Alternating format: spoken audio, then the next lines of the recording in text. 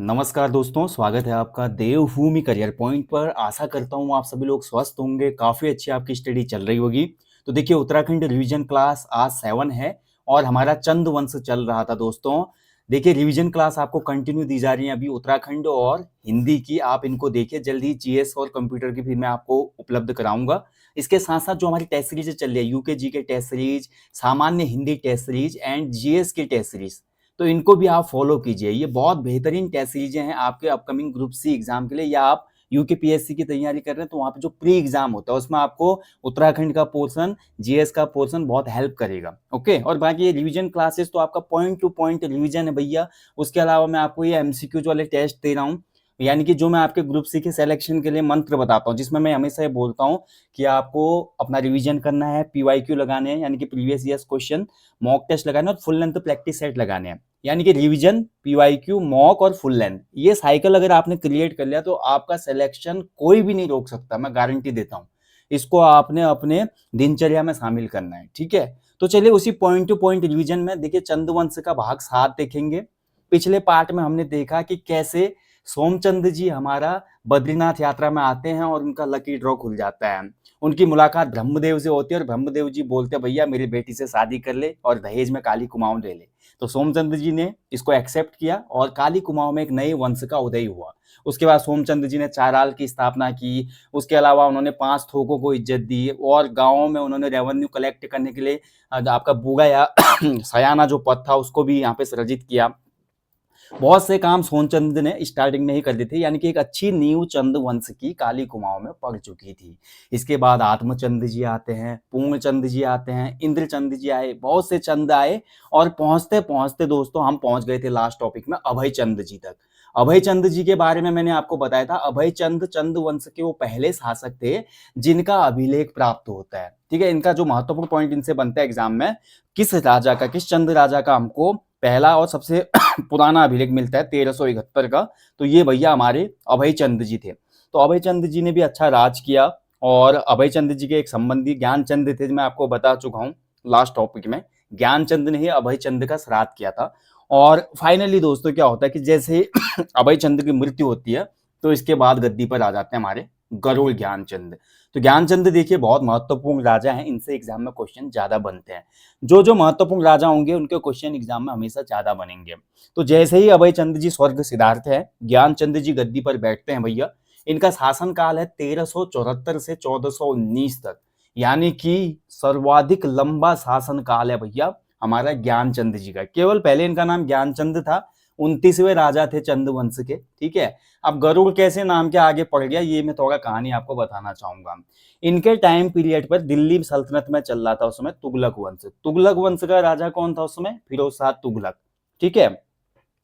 अब एक बहुत लंबी कहानी है, ऐसा बोला जाता है कि इन्होंने निशाने से गरुड़ को मार डाला, या बोला जाता है कई जगह पे कि शिकार खेलने तुगलक गए थे, वहीं मिलने चले गए जंगल में, तो बाघ अटैक करने वाला था उनपे, तो इन्होंने अपने तीर से मार डाला बाघ को या भाले से मार डाला। इससे खुश होकर भैया हमारा फिरोज शाह तुगलक बोला मैं आपको गरुड़ की उपाधि देता हूँ, तो इसलिए इनका नाम पड़ गया गरुड़ ज्ञानचंद, ठीक है। जो इतिहासकारों ने कहानी लिखी है इससे ज्यादा हमें मतलब नहीं है, हमें तो फैक्ट याद करने जो एग्जाम में डायरेक्ट बनते हैं।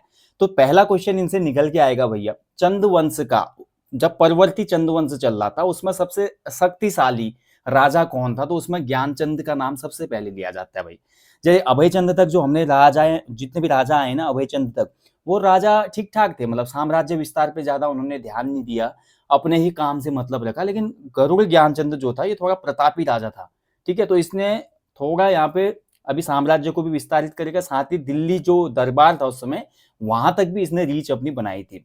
इसके टाइम पीरियड पे क्या हुआ था कि तराई क्षेत्र पर कटेहरी जो थे, कटेहर जो राजा थे उनका शासन था, ठीक है। कटेहरी राजा जो थे तो तराई क्षेत्रों में उनका आधिपत्य था।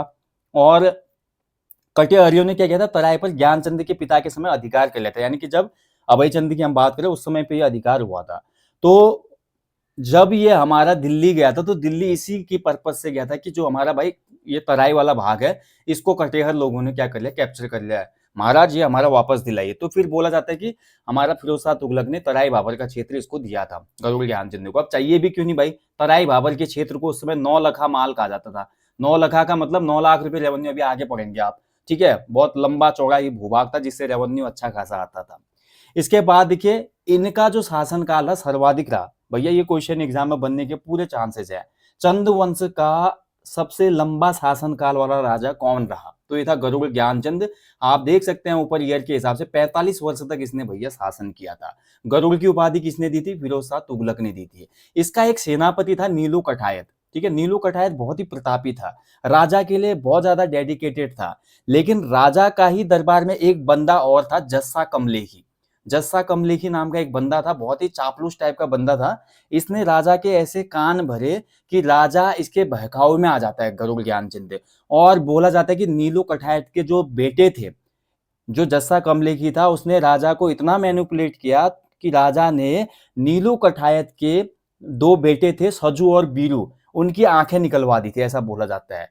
इससे गुस्सा होकर नीलू कठायत ने बाद में जस्सा कमलेखी की हत्या कर दी थी। और बाद में ज्ञानचंद को डर लगने लगा, भैया जब इसने ऐसा किया है तो इसको पता ही है कि मेरे कहने पर इसके बेटों की आंखें निकली है, तो हो सकता है नीलू कठायत मुझ पे भी हमला करे। तो बोला जाता है कि गरुड़ ज्ञानचंद ने धोखे से नीलू कठायत को भी आपका मार दिया था। यानी कि इसका सेनापति जो इसके लिए बहुत ज्यादा विश्वसनीय एक सेनापति था, जिसने बहुत जगह पर नीलू कठायत ने अपनी बहादुरी से भैया आपका इसको विजय प्राप्त कराई थी। लेकिन उसी नीलू कठायत के बेटों की आंखें निकाली इसने, और साथ ही बाद में नीलू कठायत को मार भी डाला, यानी कि बिना किसी कारण के, खाली बहकाव में आके। ठीक है, अब देखिए गरुड़ ज्ञानचंद जो है इसकी पुष्टि होती है हमको गोबासा ताम्रपत्र। ये क्वेश्चन आयोग ने 2-3 बार बना दिया, बहुत महत्वपूर्ण है। गोबासा ताम्रपत्र किस शासक से संबंधित है? तो गोबासा ताम्रपत्र 1418 चंपावत से प्राप्त होता है, और ये रिलेट करता है किससे? गरुड़ ज्ञानचंद से। ठीक है, ये ध्यान रखिएगा। और ध्यान रखेंगे दोस्तों, जो डोटी था, क्योंकि मैं आपको बता चुका था प्रारंभिक वीडियो में ही कि सोमचंद से लेकर अभी भारती चंद तक जितने भी राजा आएंगे ये सभी मांडलिक राजा थे, और डोटी के राजा को टैक्स से भेजते थे। तो डोटी पर अभियान शुरू करने का जो प्लान किया सबसे पहले गरुड़ ज्ञानचंद ने ही किया था, ऐसा बोला जाता है। ठीक है, ध्यान रखेंगे, महत्वपूर्ण है। और जो हमारा गोबासा ज्ञान पत्र, जो हमारे गोबासा का ताम्र पत्र मिलता है, ये इससे संबंधित। इसके अलावा दोस्तों हमारा एक मझेड़ा ताम्र पत्र भी प्राप्त होता है। मझेड़ा, मझेड़ा जो ताम्र पत्र है, मझेड़ा ताम्र पत्र में भी इसका उल्लेख है। ठीक है, मझेड़ा ताम्र पत्र में भी हमारा गरुड़ ज्ञानचंद का उल्लेख है, और इस ताम्र पत्र में ज्ञानचंद्र को श्री राजा विजय ब्रह्मा की उपाधि भी दी गई है। तो ये पूरी कहानी है भैया हमारी गरुड़ ज्ञानचंद की। इसके अलावा कुछ और महत्वपूर्ण है, देखिए जो इसका राजकीय चिन्ह था झंडे पर, इसका राज चिन्ह ही, क्योंकि गरुड़ की उपाधि मिली थी तो इसने अपना राज चिन्ह जो है गरुड़ ही बना दिया था। बाकी चंद राजाओं का तो गाय था, लेकिन इसका जो चिन्ह था, राजकीय चिन्ह, वो गरुड़ था। ठीक है, ध्यान रखेंगे। तो जो भी मेन पॉइंट थे भैया वो हमने देख लिए गरुड़ ज्ञानचंद के बारे में। ज्यादा इसमें आपको पढ़ने की आवश्यकता है नहीं। ठीक है, ज्यादा बहुत अगर मैं पूरा डिटेल में बोलूं तो डिटेल में बहुत लंबा सेशन होता है, बहुत डिटेल में भी चैप्टर मैंने दिया है। फिर मैं वही बोलता हूँ, अगर आपको डिटेल में जाने, क्योंकि ये सिर्फ रिवीजन क्लास है, अगर आपको डिटेल में उत्तराखंड जीके पढ़ने तो फिर आपको 500 रुपए खर्च करने होंगे, और हमारे एप्लीकेशन पे जाके ओनली उत्तराखंड जीके वाला एक कोर्स लेना पड़ेगा। इसमें बहुत गहराई में मैंने आपको बहुत लंबी क्लासेस दी है इतिहास की, जिसमें अन्य बातों का भी उल्लेख किया है, लेकिन यहाँ पर केवल पॉइंट टू पॉइंट ही बताऊंगा। ये आपको कोर्स मिल जाएगा हमारे एप्लीकेशन स्टोर पे। ठीक है, आप इस पे देख सकते हैं। चलिए, बाकी इसके अलावा देखिए कटेहर का जो सरदार था भैया हमारा खड़गू, खड़गू नामक एक सरदार भी यहाँ पर इसके शासनकाल के आसपास यहाँ पे आया था, ऐसा हमको जानकारी मिलती है। ठीक है, इसने विद्रोह किया था बोला जाता है ज्ञानचंद के खिलाफ। खड़गू नामक राजा ने, कटेहर का जो एक राजा था खड़गू, इसने विद्रोह किया था किसके खिलाफ? ज्ञानचंद के खिलाफ। ठीक है, ध्यान रखेंगे।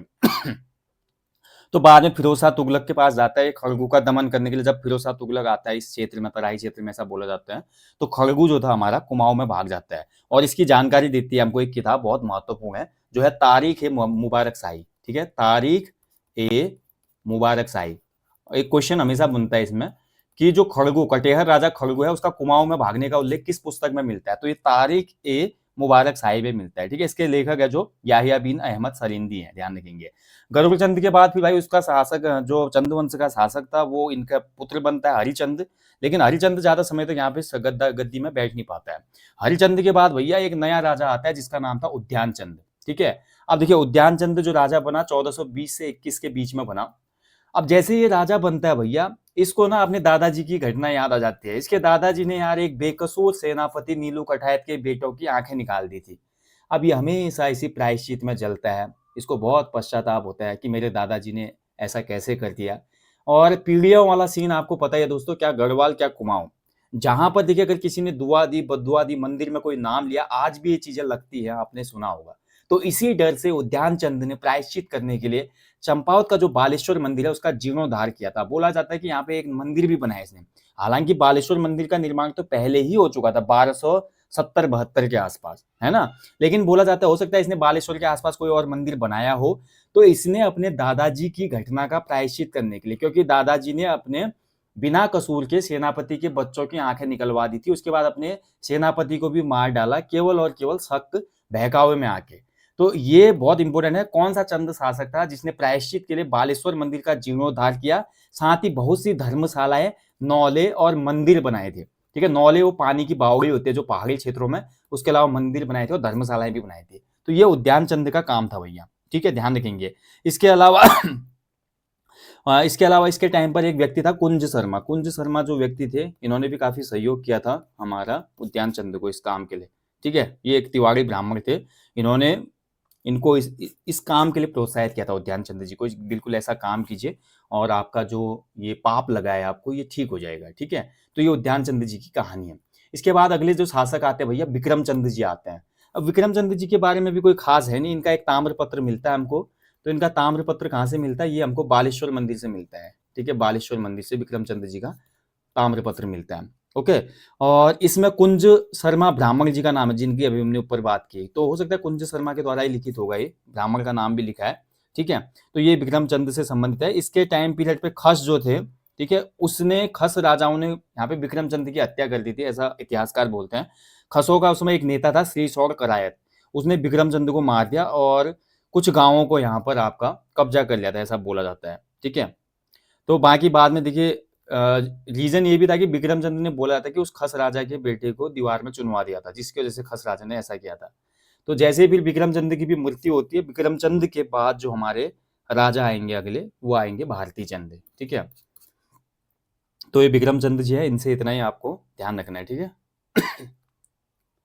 हालांकि बोला था कि भारती चंद ने खसों के साथ मिलकर विक्रम चंद के खिलाफ आपका एक वो किया था, विद्रोह किया था। विक्रम चंद का भतीजा था वैसे भारती चंद, खसों के साथ मिलकर अपने ही चाचा के खिलाफ इसने विद्रोह किया था, ऐसा बोला जाता है। हालांकि मृत्यु के बाद भी भारती चंद ही राजा बनता है।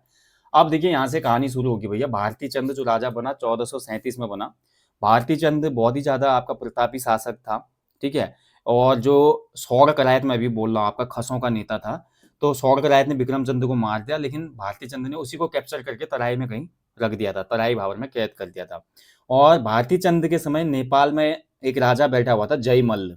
ठीक है, अब देखिए हमेशा की तरह जयमल्ल के कुछ बंदे आए महीने के आखिरी में भारती चंद के दरबार में और बोले भैया टैक्स निकालो, जैसे आपके पूर्व राजा हमको टैक्स देते आ रहे हैं आप भी टैक्स निकालो। भारती चंद ने बोला भैया अब अपना शासन शुरू हो चुका है, अपने राजा जयमल्ल को बोल कोई टैक्स आपको नहीं मिलने वाला है, जो करना है कर ले। तो वहां से बिल्कुल डांट वांट के भगा दिया हमारे जयमल्ल के जो भी संदेश वाहक, दूत वाहक या टैक्स कलेक्टर आए थे। अब भैया टैक्स कलेक्टर गए नेपाल और भारती चंद ने बोला भैया मैं युद्ध के लिए तैयार हूँ। इसके बाद देखिए मल्लों ने क्या किया, जो सीरा क्षेत्र था, मल्लों ने सीरा यानी कि वर्तमान डीडी हाट का जो क्षेत्र था उसको कब्जा कर लिया। टैक्स नहीं दिया राजा ने, तो मल्लों ने सीरा डीडी हाट को अपने राज्य में मिला दिया और इसी सीरा राज्य को पर्वत डोटी राज्य दिया गया नाम। ये क्वेश्चन भी एग्जाम में बना है, पर्वत डोटी किसे कहा जाता था। तो पर्वत डोटी जो था सीरा राज्य को, यानी कि डीडी हाट जो वर्तमान में है उसको कहा जाता था। ठीक है, पिथौरागढ़ जनपद में जो डीडी हाट है। अब भारती चंद का दिमाग खनका भैया। भारती चंद ने बोला भैया ऐसे तो काम नहीं चलेगा। ठीक है, और भारती चंद ने पकड़ी सेना और चले गया डोटी, सीधे डोटी अभियान शुरू हो गया और डोटी में लगातार युद्ध चलते रहा भैया। 12 वर्षीय युद्ध इसको कहा जाता है। भारती चंद ही पहला शासक था जिसने डोटी की अधीनता स्वीकार नहीं की और गद्दी प्राप्त करते ही डोटी के खिलाफ अभियान किया था। 12 वर्षीय युद्ध चला था जिसमें आपका राजा कौन था, दूसरा राजा नेपाल का जयमल्ल महाराज का राजा था, यहाँ का भारती चंद। तो इन दोनों की सेनाओं के बीच 12 वर्षीय युद्ध चला था और भारती चंद की इन सभी बातों का उल्लेख मिलता है हुएती ताम्रपत्र। हुएती एक प्लेस है पिथौरागढ़ जनपद में, तो हुएती ताम्रपत्र में किसका उल्लेख है, भारती चंद का। और हमको ये डोटी अभियान वगैरह के बीच में जानकारी प्राप्त होती है। अब 12 वर्षीय युद्ध हुआ तो भैया देखिए यहाँ पे नायक जाति की उत्पत्ति हो गई। ठीक है, नायक जाति की उत्पत्ति ये समझ लीजिए, भारती चंद के सैनिक जो कि काली नदी के तट पे शिविर डाले हुए थे, काली नदी के तट पे होंगे ना कैंप वगैरह, जो भी हमारे भारती चंद के सैनिक थे और उधर डोटी के सैनिक भी होंगे, या कि नेपाल के बॉर्डर में भारती चंद के सैनिक थे। अब नेपाल की जब भी वहां से खूबसूरत महिलाएं जाती थी तो सैनिक उनको देखकर गाना गाते थे, बरखा बरसो बिजुरी सावन को पानी, चिसो चिसो मौसम छ तातो जवानी। तो भैया अब महिलाएं आकर्षित हो गई, इन दोनों के बीच में हमारी शादी वादी हुई कुछ नहीं। अब महिलाओं के संबंध भारती चंद के सैनिकों से बन गए, इनके बीच में फिजिकल रिलेशंस बन गए, जिससे नायक जाति की उत्पत्ति हो गई, यानी कि अवैध संतानें उत्पन्न हो गई। बाद में इन अवैध संतानों को बहुत कुछ झेलना पड़ेगा जब तक आधुनिक उत्तराखंड में नायक सुधार समिति की स्थापना नहीं होगी और नायक बालिका रक्षा कानून नहीं आएगा। ये इतिहास में हम जोड़ के देखेंगे, अभी आधुनिक इतिहास जब पढ़ेंगे उत्तराखंड का। तो भारती चंद के टाइम पीरियड पर ही नायक जाति की उत्पत्ति हुई थी। ये नायक जो थे आपके अवैध संतानें थे, ठीक है। इन अवैध संतानों के लिए भैया आपका एक शब्द यूज किया जाता था उसमें पहाड़ी में, जिसको झंटेला कहा जाता था। हमने शायद ये खस वाले में भी पढ़ा था, खसों की प्रथा में झंटेला संतान भी कहा जाता था इनको, ठीक है। इसका भी आप याद रखना। और उसके बाद जिन स्त्रियों से इनके संबंध बने उन्हें कहकाली भी कहा जाता था। और भारती चंद के समकालीन भी जो सीरा का राजा था, ठीक है, ध्यान रखेंगे, जयमल पराजित हो जाता है और इसके बाद डोटी की विजय हो जाती है। 12 वर्षीय युद्ध के बाद हमारा भारती चंद डोटी विजय कर लेता है और डोटी विजय करते ही आपका जो मांडलिक राजा का टैग था वो समाप्त हो जाता है भैया। अब चंद शासक यहाँ से मांडलिक नहीं थे, ठीक है, यानी कि ये टैग खत्म हो गया। भारती चंद बोला हो दम दबंग दबंग दबंग दबंग, मतलब अब मेरे सामने कोई नहीं है भैया, सबसे बड़ा अपुन है, कोई टैक्स नहीं, कोई कुछ नहीं है। इसके बाद देखिए भारती चंद ने सीरा में आपका डुंगरा बछेड़ा नामक एक व्यक्ति था, उसको अपना वहां पर क्या किया था, एक सामंत नियुक्त किया था, ऐसा बोला जाता है, ठीक है। और भारती चंद ही पहला एक ऐसा राजा था जिसने ना केवल क्षत्रिय बल्कि समाज के सभी वर्गों को साथ लेकर एक सेना बनाई थी। इसकी सेना में सभी लोग थे, जैसे क्षत्रिय, वैश्य, शूद्र, ब्राह्मण, सभी लोग थे उसमें, ठीक है। और भारती चंद ने भैया और भी बहुत चीजें की अपने टाइम पीरियड पे, ऐसा बोला जाता है, केवल ये युद्ध नहीं। और भारती चंद का एक द्वंद्व युद्ध मिलता है लोक गाथाओं में, ये बहुत इंपॉर्टेंट है। लोक गाथाएं जो है उत्तराखंड की, इन लोक गाथाएं जो है इसमें हमारा भारती चंद का कुमाऊं की एक वीरांगना हुई थी भागा धोनियाल, ठीक है, भागा धोनियाल। तो भागा धोनियाल के साथ भी इसका द्वंद्व हुआ था, इसका उल्लेख हमको कहीं ना कहीं लोक गाथाओं में मिलता है, ठीक है। भारती चंद के द्वंद्व युद्ध का जागरण में वर्णन होता है इसका, ये ध्यान रखेंगे आपका। अब इसके बाद भारती चंद परेशान हो गया यार, 12 साल नेपाल में रहा, हमेशा साम्राज्य विस्तार में रहा, बहुत से काम करके प्रशासनिक, अब भैया यार रिटायरमेंट लो भैया, मेरे को नहीं करना अब राजकाज, चल भाई मैं तो अब गोल्डन हैंड स्कीम कर रहा हूँ, मैं अब स्वैच्छिक सेवानिवृत्ति कर रहा हूँ। बोला ए बेटा रतन चंद इधर आ जा, अब तू राजा बन भाई, मैं तो जा रहा हूँ अपना लोटा कमंडल पकड़ के हरिद्वार, आप यहाँ पे राजा बनो और आगे शासन को अच्छे से चलाओ। हाँ, प्रजा को दुख नहीं होना चाहिए, बस टैक्स कम मत करना, टैक्स बहुत कम है। चंद शासन काल ही टैक्स के लिए जाना जाता है, बहुत टैक्स थे प्रजा पे। बोला टैक्स कम मत करना, राजकोष हमेशा लबालब रहना चाहिए बेटा, मैं चला हरिद्वार, ठीक है। तो जीते जी ही अपने इसने शासन दे दिया था अपने बेटे रतन चंद को। तो इसके बाद अगले शासक कौन आते हैं, रतन चंद। तो रतन चंद जो है भैया आपका 1450 से लेकर 1488 तक इनका शासन काल रहा। और रतन चंद जो है भैया आपका पहले राजा होंगे कुमाऊं के चंद राजा जिन्होंने भू बंदोबस्त किया था, यानी कि इन्होंने एक प्रभावित ढंग से आपका भू बंदोबस्त किया था, भूमि का मापन किया था, ठीक है। तो ये क्वेश्चन भी बनता है, पहला भू बंदोबस्त करने वाला कुमाऊं का जो राजा था कौन था, तो रतन चंद था। इसके अलावा जागेश्वर के मंदिरों का निर्माण भी कराया था हमारा रतन चंद जी ने, ठीक है। जागेश्वर में देखिए आपके बहुत से मंदिरों का समूह है, तो उन मंदिर समूह में से कुछ मंदिर जो थे हमारे आपका रतन चंद जी ने भी बनाया था।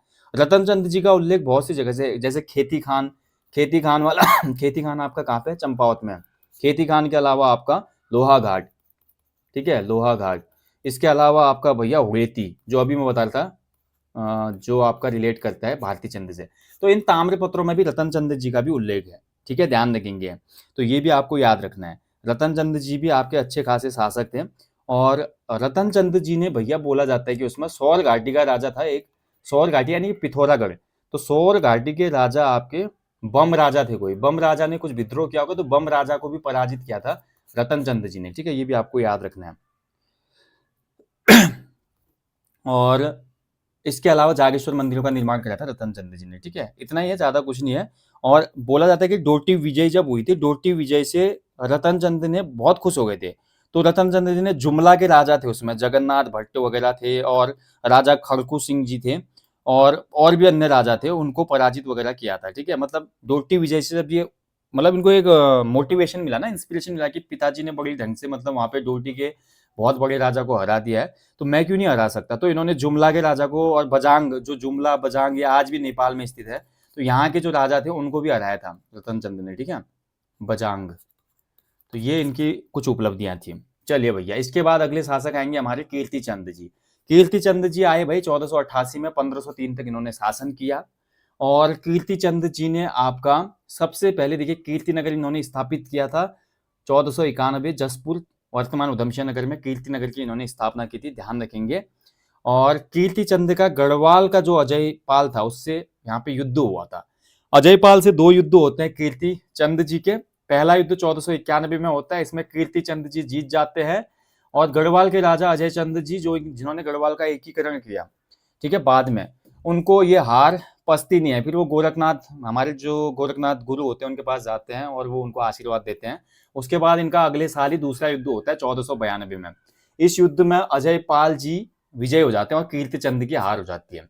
यानी कि पहला जो गढ़वाल कुमाऊं का युद्ध होता है ये आपका कीर्ति चंद के शासन में ही होता है।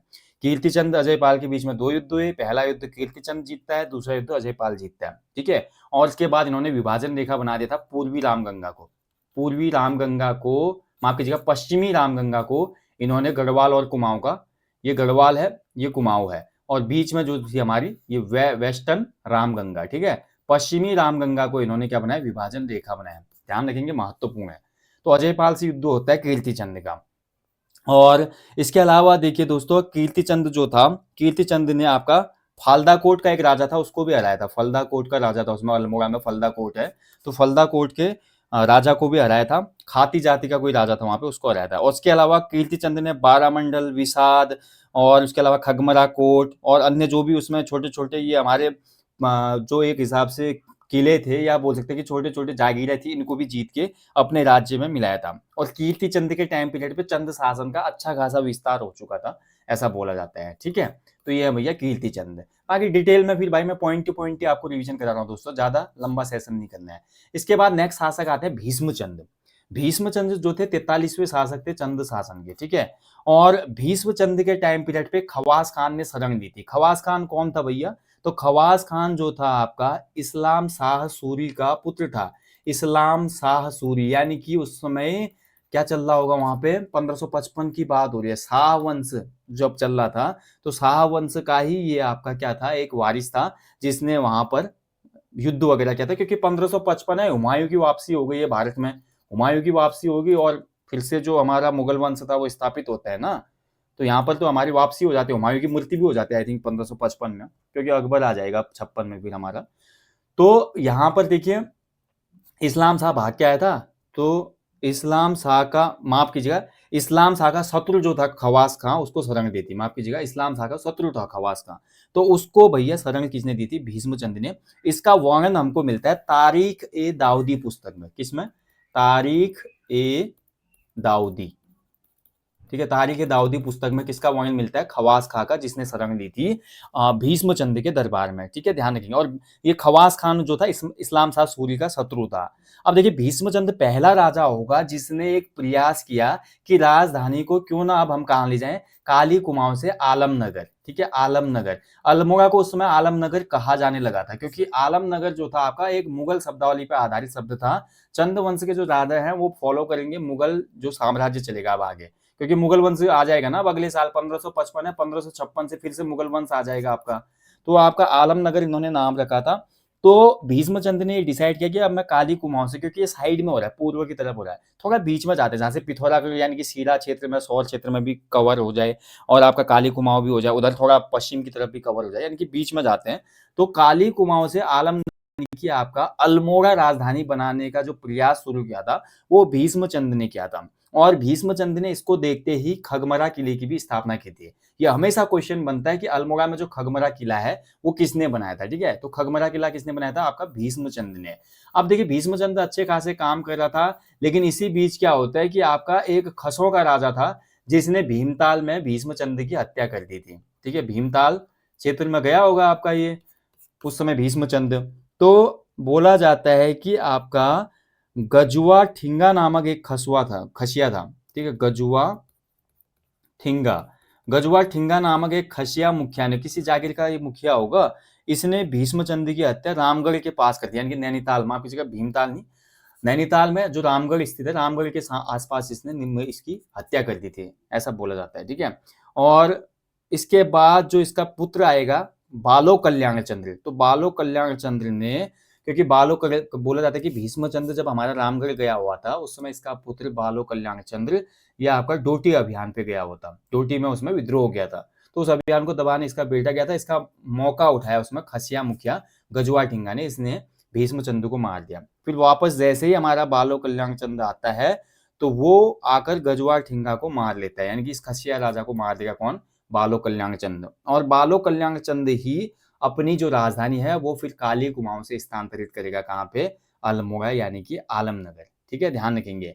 आलमनगर देखिए खसिया डांडा में स्थित था उसमें, आलमनगर यानी कि अल्मोड़ा जो है जिस पहाड़ी पे स्थित था उसको खसिया डांडा भी कहा जाता था। तेलीफाट और सेलीफाट अल्मोड़ा के दो पार्ट हो जाएंगे। तेलीफाट यानी कि आपका जहां पर धूप साफ आती है, सेलीफाट यहाँ पे जहां पे छाया ज्यादा रहती है, ठीक है। तो ये हम सभी चीजें देखेंगे। तो भीष्मचंद्र से संबंधित यही है, भीष्मचंद्र के टाइम पीरियड पे खवास खान ने यहाँ पे शरण ली थी, जो कि इस्लाम शाह सूरी का शत्रु था। इसका वर्णन तारीख ए दाऊदी पुस्तक में अब्दुल्ला ने किया है। किसने, अब्दुल्ला जो राइटर है इसका। इसके अलावा देखिए इसने खगमरा किले की स्थापना की थी, इसकी हत्या रामगढ़ में हुई थी, गजुआ ठिंगा नामक खसिया ने की थी। और इसके बाद इसके बेटे ने, बालो कल्याण चंद्र ने, उस खस राजा को या खस मुखिया को मार दिया था, ठीक है, ध्यान रखेंगे।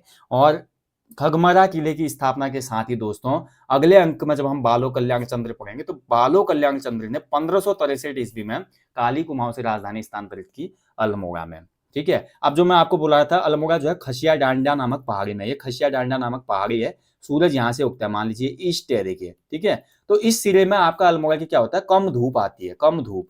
तो कम धूप वाला जो एरिया है अल्मोड़ा का, पिछली पहाड़ी, उसको आपका कहा जाता है सेली फाट। क्या कहा जाता है, सेली फाट, क्योंकि सेल रहता है, सेल का मतलब छाया होता है कुमाऊनी में, ठीक है, सेल का मतलब छाया। और इस वाले भाग को कहा जाता है तेली फाट, इस वाले भाग जो सूरज की तरफ है, जहां ज्यादा देर तक धूप रहती है। तेली फाट का मतलब होता है तराल भूमि, यानी कि जहां पर धूप ज्यादा समय तक रहती है, ठीक है। और ये जो डांगा है इसको कहा जाता है खसिया डांडा, ठीक है, खसिया डांडा कहा जाता है अल्मोड़ा को।